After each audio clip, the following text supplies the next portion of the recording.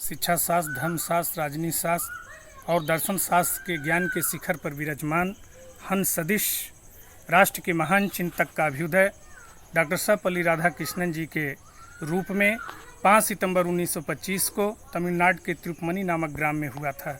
ऐसी महान विभूति के श्री चरणों में मैं शत शत नमन करता हूँ।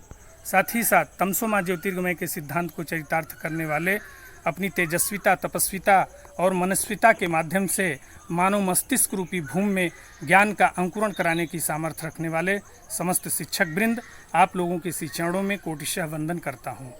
आज शिक्षक दिवस के शुभ अवसर पर आप समस्त राष्ट्रवासियों के मंगलमय जीवन की कामना करता हूँ।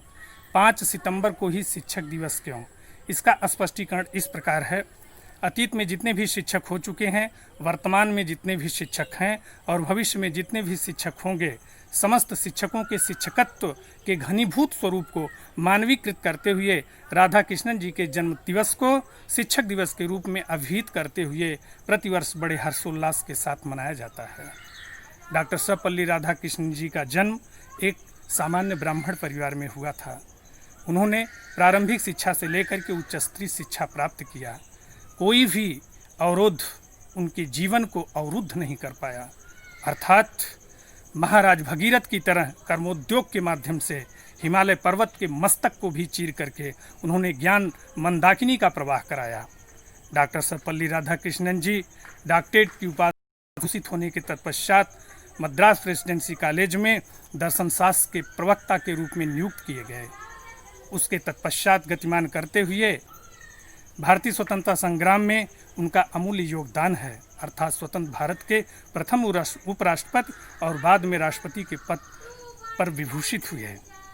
कहने की भावाभिव्यक्ति ये है, किसी काल में सोवियत संघ के साथ राजनयिक संबंध स्थापित करने के क्रम में उन्होंने राजदूत की भूमिका को भी अभिनीत किया था।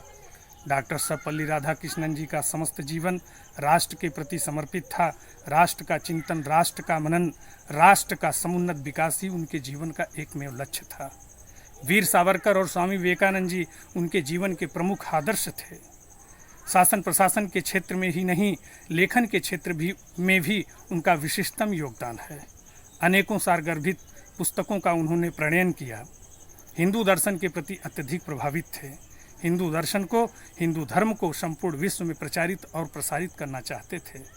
शिष्यों के प्रति समर्पित होकर के उन्होंने जो अपना अमूल्य ज्ञान प्रभा प्रदान किया, उसके माध्यम से समस्त शिष्यत्व जो है प्रभाच्छादित हो रहा है।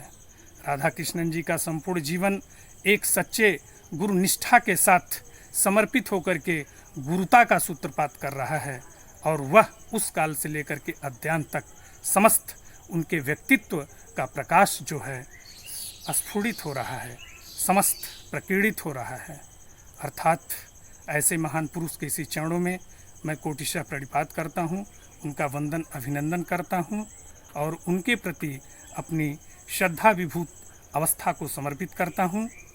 जय हिंद, जय भारत।